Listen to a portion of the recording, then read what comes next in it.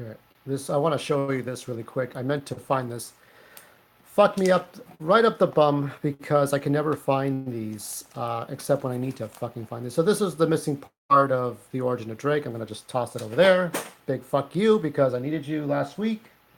That was from the last story from 2004, and this I think I made this one in 2004 and 2005. Now, when I started out the Outcasts in 2000, in August of 2000. So this month is marking the. Hold on, my brother's birthday. My brother's birthday was yesterday. This would be the 18th anniversary of the Outcasts. Okay, but Rai was not originally part of the group. It was Raphael, based on someone I knew in college. Okay, the original version I came up with for Raphael, Drake's friend, is that Raphael was an engineering student and there was a sabotage of an engineering project and he went to jail, went to prison, and Drake helped bail him out of jail. That was the original version. And then I showed you for 2003 another origin, but this time of Rai and not Raphael. So I changed Raphael to Rai, a Japanese kid, based on someone else I met in school. This was a junior high school student taking college courses. And he was about 13 at the time, 12 or 13. So here you have a kid, he's about 10 years old, and he's very smart. He can build anything out of trash. You know, he can make these sensor radar, portable sensors, portable radars. You know, he's got the goggles, he's got the work jumpsuit and everything. So this is who he is. I'm gonna just kind of zoom a little bit. Oop, that's too far back. Whatever. We're going to do the best we can here. So this is Rai, as you see him now, at this point. Actually, this is 2005, okay? I'm going, if I'm blah, blah, blah, blah, blah, blabbering, I'm just trying to get this all organized, okay? What you're looking at is 2005, and during this time, I was redrawing the Outcasters and redrawing the characters. Now here we have some Japanese. I'm going to read it to you as best as I can. If I'm not able to, whatever. Shimba uen Rio. Jesus. Sawandoin gurais. Oh, Jesus. Kokoro o utsu. I was trying to write sight, sound, and touch in Japanese. Now, unfortunately, I didn't take Japanese classes until 2011, so it'd be a very long while before I did all this. So what you're seeing is Rai's kind of head in the background a little bit, and you see Rai's silhouette in the front because he's in this origin story. He does a terrible deed. So he was born in 1987. That's sort of the fictional aspects of this character. This is Osaka, Japan. Here's Rai as a baby. Now, I want you to not really worry about the Japanese. If I offend the Japanese, gomen nasai, moshoku arimasen. There's nothing I can really do. I don't have Japanese friends. But at the time I did this, 13 years ago, it seemed all right. Shan sui doba. I don't even know what the fuck. See, I couldn't tell the difference between katakana and hiragana. But Rai's dad is holding the baby, and he wants the mom, his wife, the mother, to hold the baby, but the mom died in giving birth. The mom died in childbirth. So the nurses rush over to try to see if they can help him. I'm not going to go through the trouble of taking this out of the shiny plastic. I'm just going to do the best I can here. I'll take this out to show you. So yeah, they try to help Rai. The father is, you can sense by the silhouette, the impending doom. I think she's saying Shirei Shimashita, but I think I was trying to get her to say Moshoku Arimasen. Unfortunately, like I said, my Japanese was poor. It's how you use the phrases, it's how you use the words. It's not just writing Japanese. It's not just filling in the word balloons. You have to understand the context of the phrases that are being used. So unfortunately, stupid me didn't realize that. Now I stopped coloring in the after part 3, right? So all this is colored in. So I got lazy or I just got bored of this and tired. But I think it was just the fact that I couldn't write proper Japanese and I was struggling as fuck to get this done. Um, but the thing is, I was inspired by Miles Tales per Hour. I was inspired by child geniuses who could build things with are very smart. And I was inspired by the kid I met in astronomy class when I was in college. Okay, very smart, but just a kid, and but could build anything and can do anything. So he's in like Tokyo, I guess, and their father son having a field day. They go to a like a farmer's market or outdoor swap meet. They meet some guy. He gives Rai words of advice about the price of freedom and stuff. I don't know why. It's just too prophetic. It's too cliche of storytelling. It didn't feel natural. Um, Rai. Oh, so his dad gets him. So Rai's about 6 years old, and his dad gets him glasses so he can see things far away.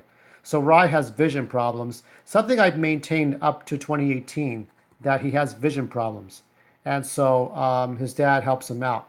I guess to the point where in my current version of Rai, he is blind and he needs the red goggles to see. So um,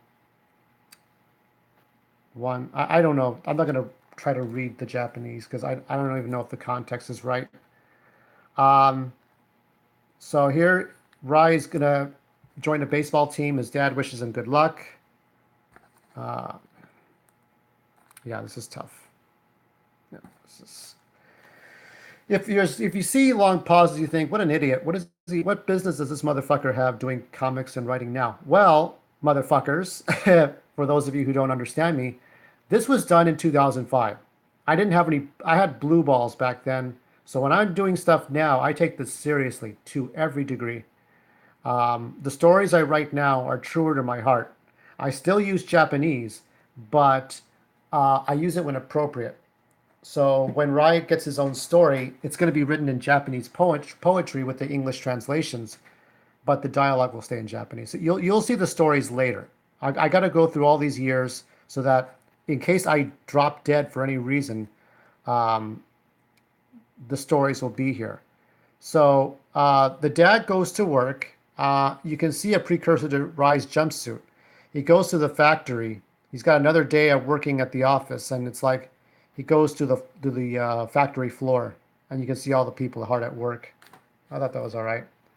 Um, Now I can't find the goddamn parts where. So what's happening in between parts is, okay. His dad goes to work. He had an ex-wife. He had a wife that he loved very much, but she betrayed him with another man.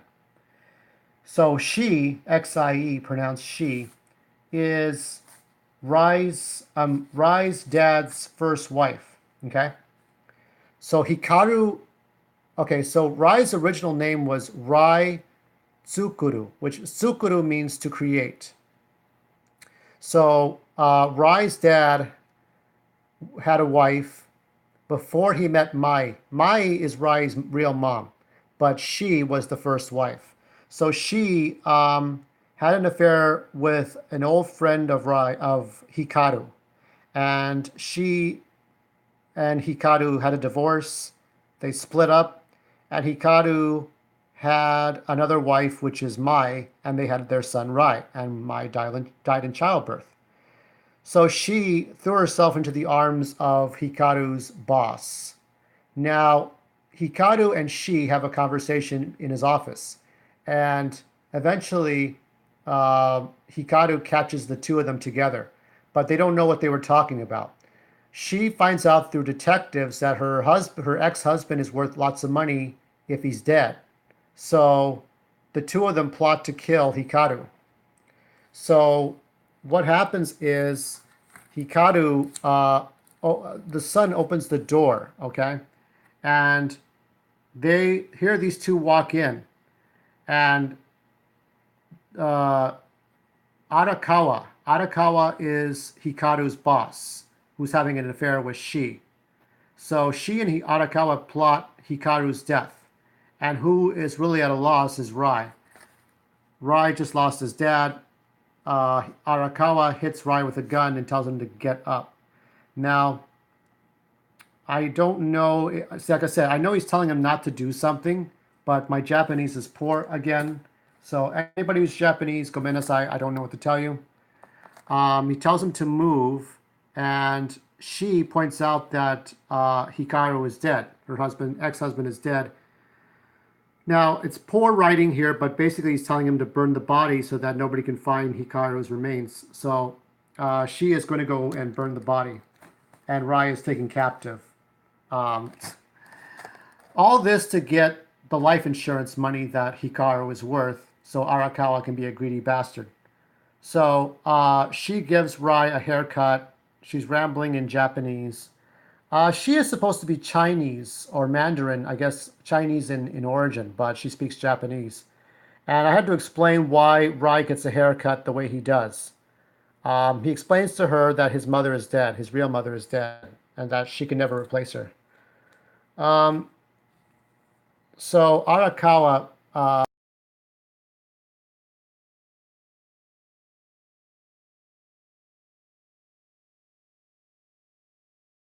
uses him verbally and mentally and makes him go to work like a child labor, like a sweatshop, and build things and repair things.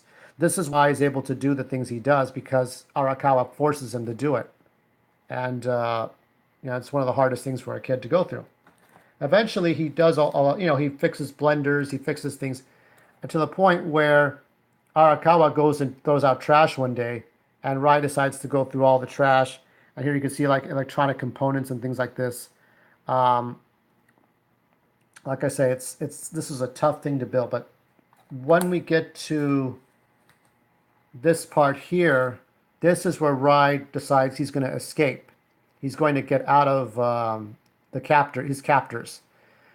So she and Arakawa are, having fun, having sex. Maybe Arakawa is cheating on she with a prostitute.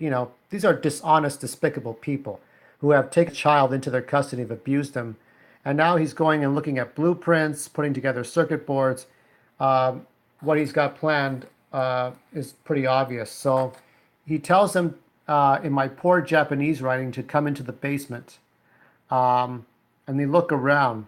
And Rai, obviously this symbol here, if you can barely see it, but this symbol at the bottom means death. This last symbol, my thumb is near. So that means death. They get electrocuted. And although you really cannot understand the Japanese is inconsistent here, but what Hikaru told Rai one time when he was younger was that you can't take revenge upon people that you are angry with. Sometimes it's not worth it to fight. You must never take a life. And Rai tells his dad that he loves him, but his dad is already gone.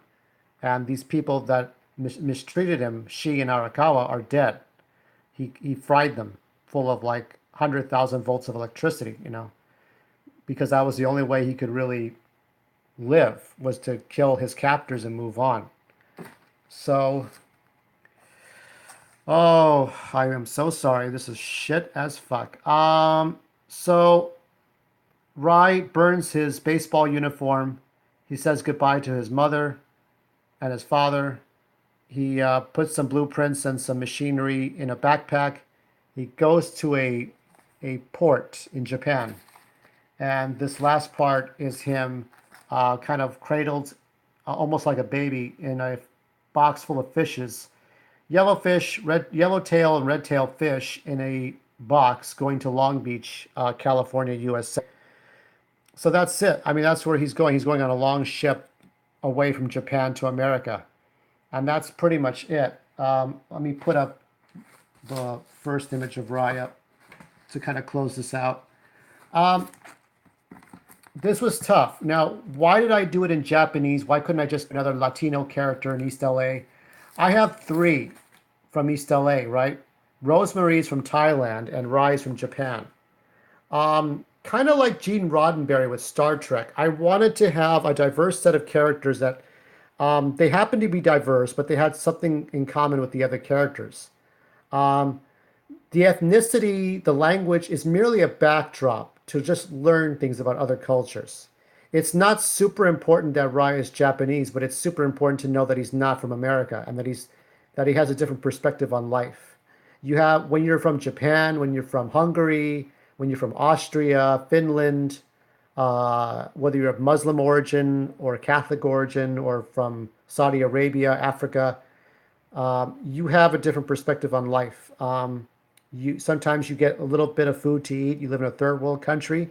Sometimes you're spoiled and you're the lord or the descendant of the queen mother or the queen, and you live in a first world country, or you live in Brexit, or you live in the southern states of the United States. It's different perspectives, and that's what I wanted to focus on. I wanted to focus on different perspectives of Rai. I wanted to focus on what Rai was and what Rai, the character of Rai. So I'm going to close this out. Tomorrow I'll do a recap of the images, including these that you see here for 2005. Next week, do the origin of Gino, and the origin of Gino will be a lot easier to read. I think I did some Spanish okay, and now do some recaps of those. And in 2 weeks, I think I'm going to show you the book that's out on Barnes and Noble and Amazon, which is called The Outcaster's Drake, which is available now, but it was kind of poorly written. But at the time I was like 20, 29. I wasn't 30 years old yet, and I published my first book, and then I published another book a few years later. And we're going to get all the way to the trilogy that I wrote from 2016 to now, and now what I'm focusing on now. But before I show you what I'm doing now, you need to see this stuff first so that we can get to that point. So I'm sorry for all the rambling, but this is the only way I can really show you work that I haven't really looked at in years to explain what I'm doing now.